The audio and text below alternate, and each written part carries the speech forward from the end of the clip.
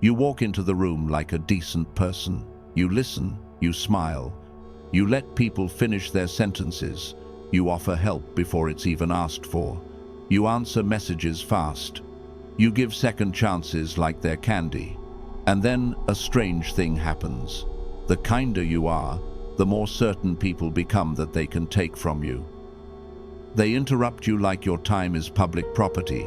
They hand you their problems like you're a dumping ground. They joke at your expense and watch your face to see if you'll swallow it. They forget to pay you back. They show up late. They ask for favors with zero shame. And when you finally feel that heat rise in your chest, when you finally hint that you're tired, they look at you like you've committed a crime. Wow, you've changed. You can feel it in the smallest moments. You offer to cover a shift, and it becomes your responsibility forever. You lend money once, and suddenly you're their emergency fund. You answer at midnight, and they start expecting midnight. That's not appreciation, that's training, and it spreads. That's the humiliation most good people live with. You're doing your best to be respectful, and somehow you're the one treated as disposable. Let me say the hard line out loud. Kindness without boundaries is not virtue. It's a signal of low consequence. It tells the world, you can push here and nothing happens. It tells opportunists, this one won't bite. And humans, especially insecure humans, don't respond to your intentions. They respond to your leverage. You think people use you because they're evil, sometimes, but more often, they use you because you trained them. You trained them every time you explained your no, like you were requesting permission. You trained them every time you forgave disrespect without changing access. You trained them every time you said yes while your nervous system screamed no, just to avoid tension. You taught them that your discomfort is negotiable and their comfort is sacred. Machiavelli understood this centuries ago. He wasn't telling you to become cruel. He was telling you to stop being naive about incentives. People follow what rewards them. If taking from you has no cost, they'll keep taking. If disrespecting you has no consequence, it becomes entertainment. If your kindness is always available, it becomes invisible. You don't get gratitude for being endlessly giving. You get consumption. And here's the part your ego doesn't want to hear. You call it kindness, but sometimes it's fear. Fear of being disliked, fear of conflict, fear of being alone. So you keep your smile glued on while your self-respect leaks out quietly, day by day. You tell yourself you're being mature. You tell yourself you're being the bigger person. But the bigger person with no boundaries is just a bigger target. Look at the pattern. At work, the helpful one gets overloaded. In families, the reliable one gets guilt-tripped. In friendships, the chill one gets disrespected. In dating, the understanding one gets taken for granted. Different arena, same law. People treat you the way you allow them to access you. This video isn't about turning you into a cold monster. It's about separating warmth from weakness. Warmth is a choice. Weakness is a habit. Warmth can be offered and withdrawn. Weakness keeps offering even when it's bleeding. The goal is to keep your humanity and still restore your position. Because once you see this clearly, you stop asking, why are people like this? And you start asking the only useful question, what did my behavior teach them? And that's where your power returns, not with anger, with structure, with consequence, with a quiet shift that makes your kindness respected instead of harvested.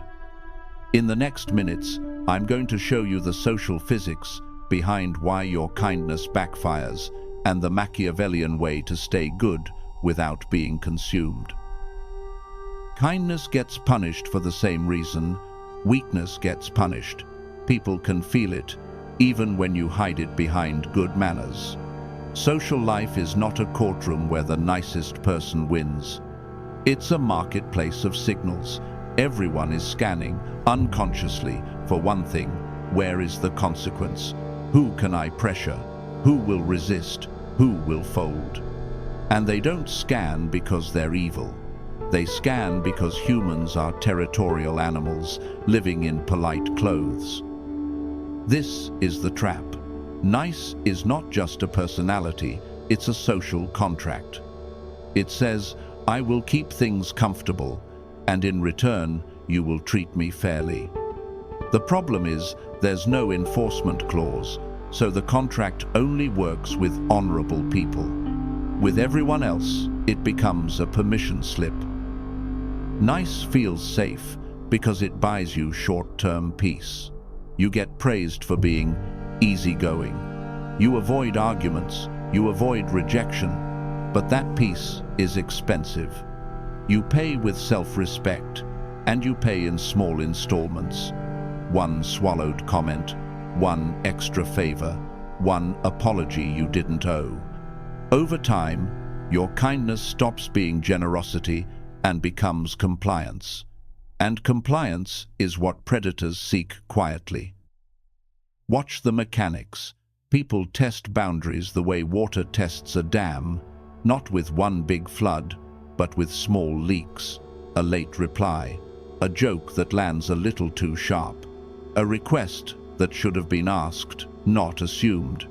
They're not always conscious tests, but they are tests. They're mapping your limits, silently, daily. And every time you overgive, over-explain, or over-forgive, you teach them 3 lessons. Lesson 1. You fear conflict. If you avoid discomfort at all costs, pressure works on you. They can raise their voice, guilt you, sulk, or make it awkward, and you'll pay whatever price is necessary to restore peace. That means they don't need to respect your boundaries. They only need to create tension. Your nervous system will do the rest. Lesson 2. You seek approval.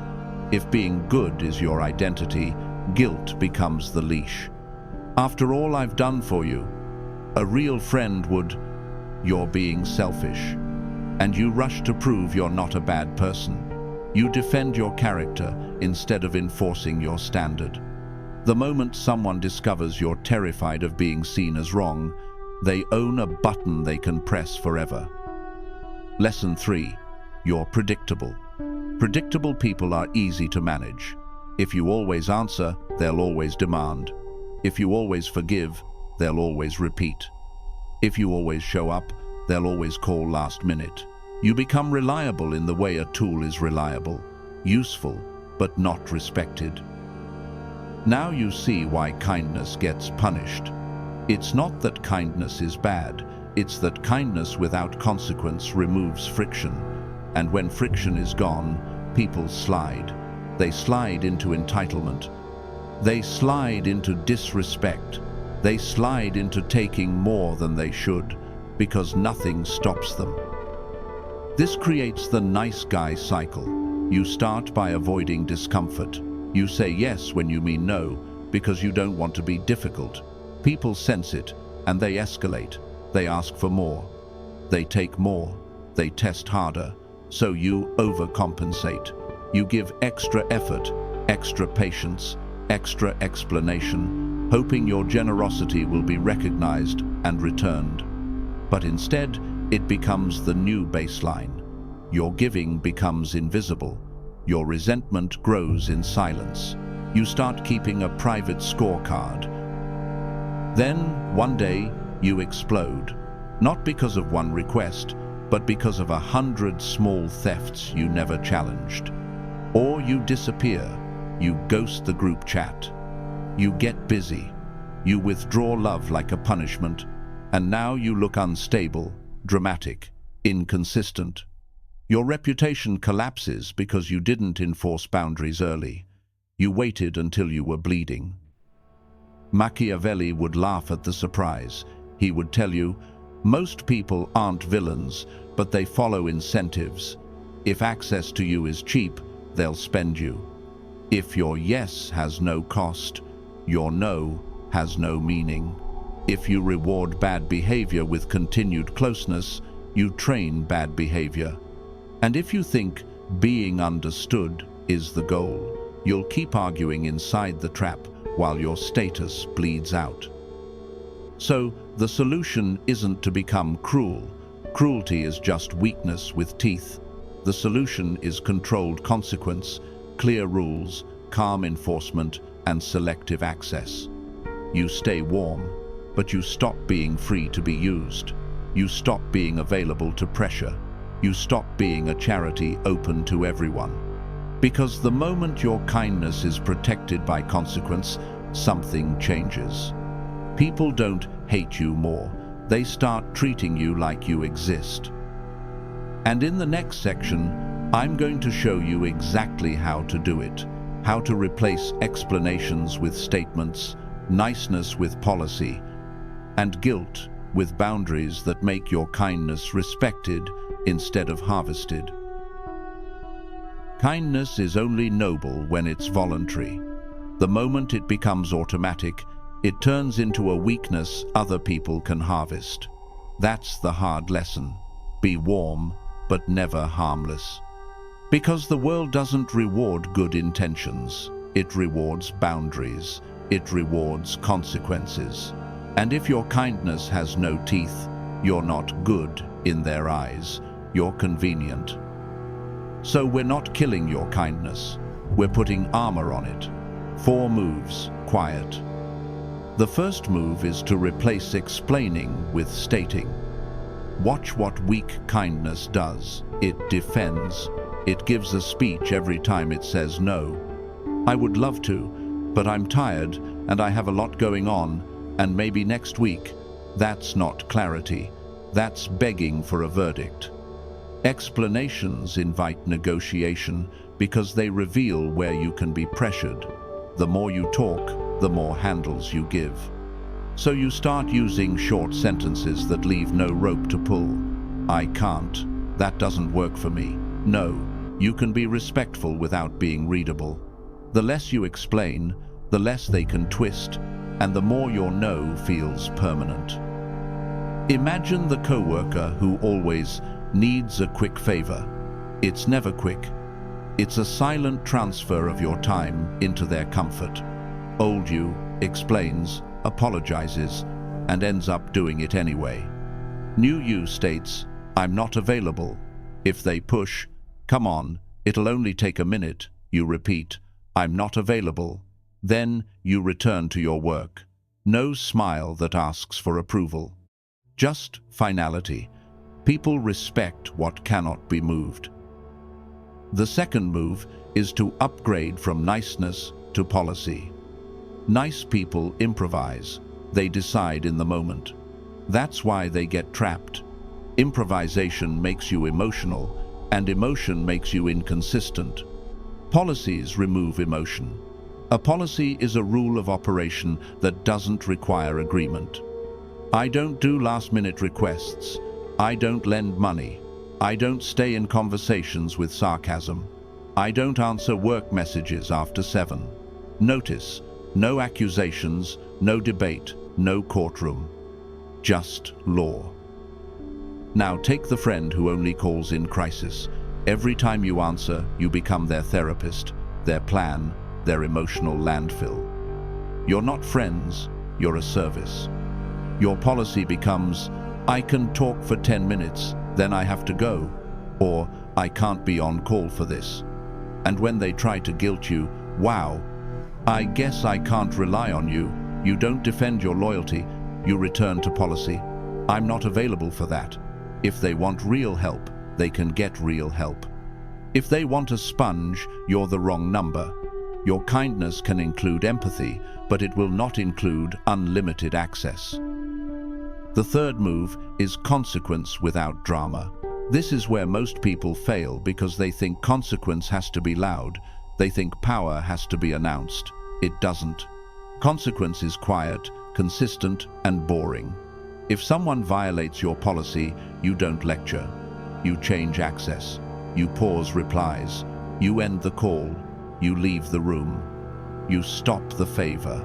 Your feet enforce what your mouth can't. Because speeches are still a form of begging, you're trying to persuade them to respect you. Real consequence is movement. You remove yourself. You remove resources. You remove intimacy. You let their behavior hit a wall. Think about family guilt. After everything we've done for you, you owe us. If you argue, you're trapped in a debt audit that never ends. So you state, then you act. I'm not doing guilt-based conversations. If it continues, I'm going to go now. And you go. No yelling, no slam, just withdrawal. When guilt stops working, it dies. When disrespect costs access, it becomes expensive. Or take a partner who tests boundaries with little stings. Teasing, that's really humiliation. Accusations disguised as concern. Sudden storms to see if you'll beg. Old you tries to prove your love. New you protects the relationship by enforcing tone. We can talk when it's respectful. If the disrespect continues, you end the conversation and resume later, calm. You don't chase. You don't soothe a tantrum. You let silence do its job. Love without boundaries becomes servitude. Boundaries make love safe. The fourth move is to practice strategic giving. Invest, don't donate. Weak kindness gives based on emotion. Strong kindness gives based on patterns. You help disciplined people who are building, not chaotic people who are drowning. You assist those who help themselves, not those who outsource their responsibility to your guilt.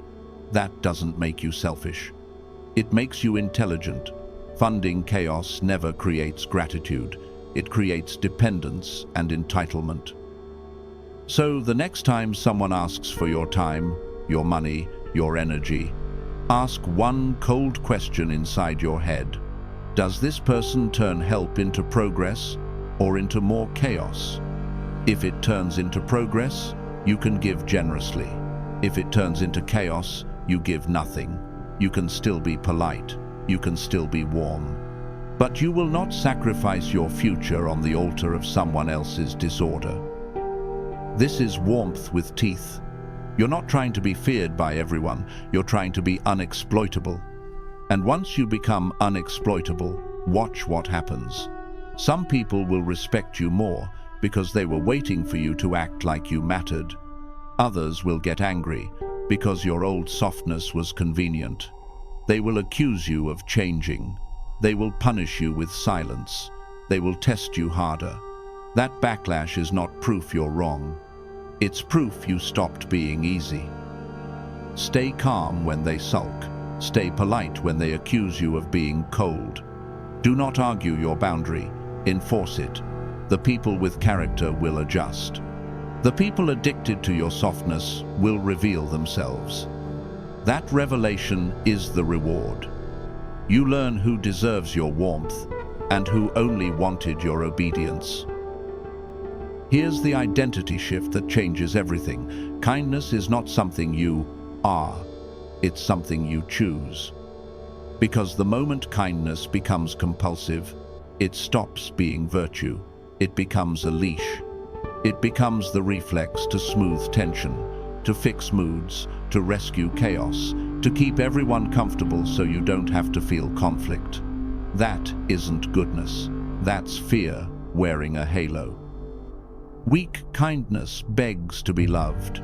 It says yes because it's terrified of the look you'll get when you say no. It explains because it's trying to stay innocent in someone else's court. It overgives because it thinks sacrifice will finally earn loyalty. And then it wonders why it feels invisible, drained, quietly resentful. Strong kindness is different. Strong kindness is voluntary. It's offered from abundance, not from anxiety. It doesn't chase approval. It doesn't need a thank you to justify itself. And most importantly, it has boundaries. It knows that warmth without structure becomes rot. It knows that compassion without consequence becomes enablement. Machiavelli would put it in political terms. Dependence makes you controllable. If people can steer you with guilt, with silence, with accusations, with "what will everyone think?" then you're not kind, you're governable. You're a soft state, easily invaded. Boundaries are what make you untouchable. Not because they make you cold, but because they make you stable. And stability is power. So let this be your rule. You can be generous without being accessible. You can be loving without being obedient. You can be polite without being powerless. The goal isn't to become cruel. The goal is to stop being easy. Because when you start enforcing your standards calmly, the world changes around you. The parasites fall away. The manipulators get bored. The guilt merchants lose their leverage. And the decent people, the ones who actually respect you, finally have something solid to stand next to. Your kindness becomes sharper, not smaller, more selective, more meaningful, more real. And for the first time, you'll feel the peace that comes from giving because you want to, not because you're afraid not to. So, if you've been calling yourself kind while secretly feeling used, understand this. You don't need to become a different person. You need to become a protected one. And remember the line that ends the debate. Kindness without consequence isn't virtue, it's surrender. In the next video, I'll show you how to say no without guilt, without explanations, without drama. And after that, we'll go darker. How to punish disrespect calmly, in a way that teaches people your boundaries are real. If you want the deeper, uncensored psychology behind power dynamics and social control, subscribe. And if you're serious about leveling up, step into the join side.